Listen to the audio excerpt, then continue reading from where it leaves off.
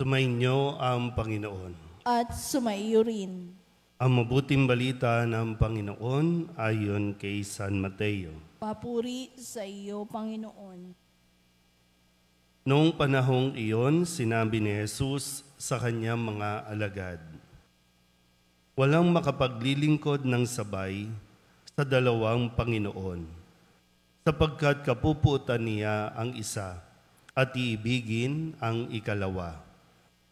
Paglilingkuran ng tapat ang isa at hahamakin ang ikalawa. Hindi kayo makapaglilingkod ng sabay sa Diyos at sa kayamanan. Kaya't sinasabi ko sa inyo, huwag kayong mabagabag tungkol sa pagkain at inumin na kailangan ninyo upang mabuhay o tungkol sa damit na kailangan ng inyong katawan. Hindi ba't ang buhay ay higit na mahalaga kaysa pagkain at ang katawan kaysa pananamit? Masdan ninyo ang mga ibon, hindi sila naghahasik ni nag-aani o kaya'y nagtitipon sa bangan. Gayunman, pinakakain sila ng inyong amang nasa langit. Hindi ba't higit kayong mahalaga kaysa mga ibon? Sino sa inyo ang makapagpapahaba ng kanyang buhay ng kahit isang oras sa pamamagitan ng kanyang pagkabalisa? At bakit kayo nababagabag tungkol sa pananamit?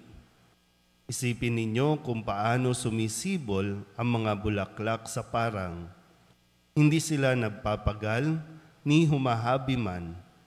Ngunit ito ang sasabihin ko sa inyo. Maging si Solomon ay hindi nakapagsuot ng kasing ganda ng isa sa mga bulaklak na ito, bagamat napakariringal ang mga damit niya. Kung ang mga damo sa kabukiran na buhay ngayon at kinabukas ay iginagatong sa kalan, ay dinaramtan ng Diyos, kayo pa kaya? Kay liit ng pananalig ninyo sa Kanya.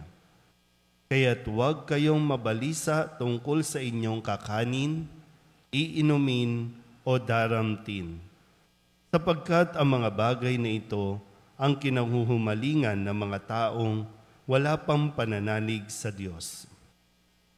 Alam ng inyong amang nasa langit na kailangan ninyo ang lahat ng ito. Ngunit pag sumakita ninyo ng higit sa lahat, ang pagharian kayo ng Diyos at mamuhay ng ayon sa Kanyang kalooban at ipagkakaloob niya ang lahat ng kailangan ninyo. Kaya, huwag ninyong ikabahala ang para sa araw ng bukas. Saka na ninyo harapin kapag ito'y dumating. Sapat na sa bawat araw ang kanyang mga suliranin. Ang mabuting balita ng Panginoon. Pinupuri ka namin, Panginoong Jesucristo. Isang magandang umaga po sa inyong lahat. Ngayon po ay Sabado ng ika-11 linggo sa karaniwang panahon at ang mga narinig nating pahayag sa buong linggong ito ay punong-puno ng mga payo na kinakailangan natin sa pang-araw-araw nating buhay at napakalaking tulong nito kung ito lang talaga ay hindi natin makakalimutan. Balikan po muna natin ang ilan sa mga pangungusap, mga salita na iniwan sa atin ni Jesus nitong nakalipas na mga araw. Nung Lunes, ang sabi po ni Kristo, ngunit ngayon sinasabi ko sa inyo, huwag ninyong labanan ang masamang tao. Kung may sumampal sa inyo sa kanang pisngi, iharap mo pa sa kanya ang kabila. Malinaw po ba yan? Kasi ngayon, yung away-away natin, kahit nga sa mga post ninyo sa mga social media, kung may mambato o bumato ng hindi magandang comment, hindi mo kinakailangan mag-comment back. Lalo na kung magkaharap na kayo, yun yung mas matindi. Pero ang sabi, huwag mo nang labanan. Huwag mo nang isipin kung paano mo gagantihan. Nung Martes, ang sabi naman ni Kristo, ngunit ito naman ang sabi ko, ibigin ninyo ang inyong mga kaaway at idalangin ninyo ang mga umuusig sa inyo. Yung tamang gawin, ipagdasal sila. Hindi ipagdasal na mamatay na sila, mawala sila sa mundong ito. Hindi ipagdasal na isumpa sila. Kundi ang sabi, ipagdasal ninyo ang mga umuusig sa inyo. Nung Miyerkules, ang sabi naman ni Kristo, ang inyong amang hindi nakakakita, ang siya lamang makakaalam nito. Siya na nakakakita ng kabutihang ginagawa mo ng lihim, ang gaganti sa iyo. Hindi naman lingid sa Panginoon kung ano ang ating mga ginagawa, ano ang ating nararamdaman, maging ang ating iniisip. Ipaubaya natin sa Diyos. At kahapon nung Huwebes, ang sabi naman ni Kristo, sa pananalangin ninyo, huwag na kayong gagamit ng mga maraming salita gaya ng mga ginagawa ng mga hintil. Mas simpleng salita, mas madaling unawain. Gaya ng nasabi ko, alam na ng Diyos ang ating iniisip, lalong-lalo na alam ng Diyos kung ano ang kailangan natin. Kaya simplihan mo lang ang iyong pagdarasal.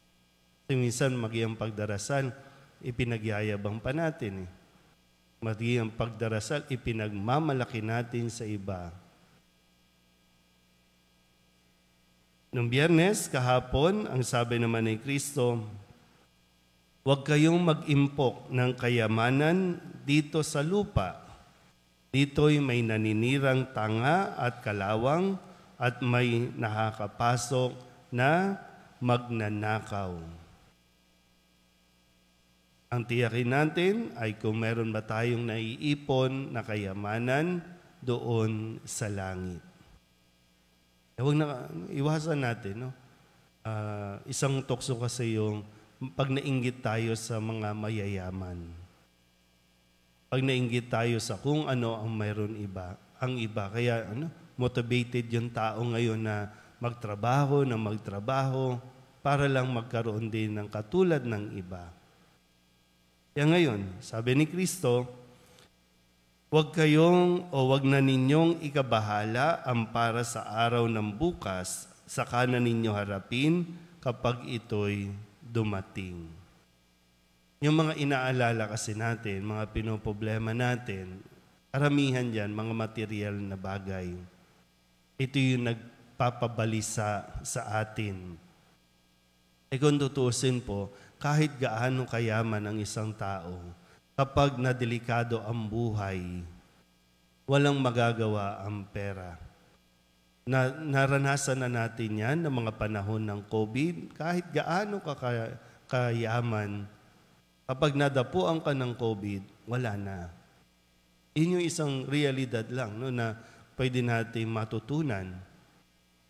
Kaya bakit tayo mamumblema sa mga bagay-bagay?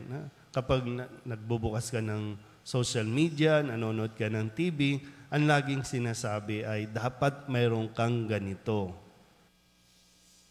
At ano ang nako-compromise sa paghahangad natin na magkaroon ng mga bagay sa mundong ito? Hindi na tayo magsisimba. Ang lagi natin obserbahan dito sa lugar natin, ang daming business dito, ang daming nagtitinda, dito pumupunta mga tao para mamalengke o mamili ng kung ano-ano. Pero yung mga tao dito, abalang-abala. Kasi sa kanila, kailangan nilang kumayod araw-araw para lang makabili ng mga bagay na gusto nila. Kasi magkakaroon lang tayo talaga ng yung kakontentuhan o maging kontento tayo sa mga bagay na kung ano ang mayroon dyan, makuha natin maging masaya, nakakatiyak tayong mas magiging maayos ang ating pamumuhay sa araw-araw at mas mapapahalagahan natin ang pagsisimba o ang pagdarasal. Ano bang pinoproblema ninyo? Kayong mga naririto, mga nasa online, anong pinoproblema natin? Isipin nyo nga, anong pinoproblema natin? Sa inyo, yung mga nandito, sakit, rayuma. Diba, kahit marami kayong pera, wala eh. Pag sinumpong ka ng rayuma, kahit anong ointment ilagay mo dyan, wala. Simple nga lang yun, di ba? Ay, natutokso tayo na sumamba sa kung sino-sino, kung ano-ano. Kahit nga sa tao eh.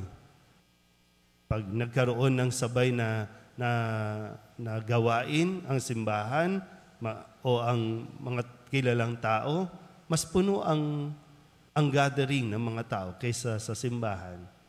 Kasi ang pinoproblema natin, sayang naman yung ipamimigay na bigas. Sayang naman yung ipamamahaging mga relief. Sayang naman yung makukuha nating ayuda. Saka na yung simba na yan. Nandyan lang naman yan. Parang laging last priority natin, ang Diyos. Unang-una dapat siya. Sana po, no? Kahit ito malang makuha natin yung aral na huwag tayong masyadong mamoblema sa mga pinoproblema natin. Andiyan na yan eh. Enjoy mo ang bawat araw. Maging masaya ka. Makuha mong maging masaya bawat segundo, bawat araw ng ating buhay. Sayang. Sayang po. Maraming biyaya ang ipinagkakaloob ang Diyos kahit hindi mo hinihingi, binibigay niya. Yun sana, no, mas makita natin yun kaysa yung tingnan natin yung mga bagay na inihingi natin na hindi pa ibinibigay. Kasi baka hindi naman talaga yon ang kailangan natin. Alin ba, pag pinapili ba kayo, alin mas gusto nyo? Kalusugan, magandang kalusugan, o maraming pera? Pwede pong pareho. Ayan, ganyan tayo lagi, no? Isa nga lang eh. Diba?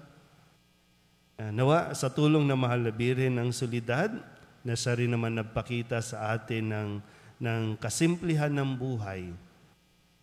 At hindi masyado, no? Kumbaga, wala yung mga pangamba kasi alam niyang hindi naman siya talaga pababayaan din ng Diyos. Naitaguyod niya ang kanyang anak nung mawala na si Jose sa buhay nila, naitaguyod pa rin niya si Jesus na hindi sa karangyaan, kundi sa pagsunod sa Diyos. Amen?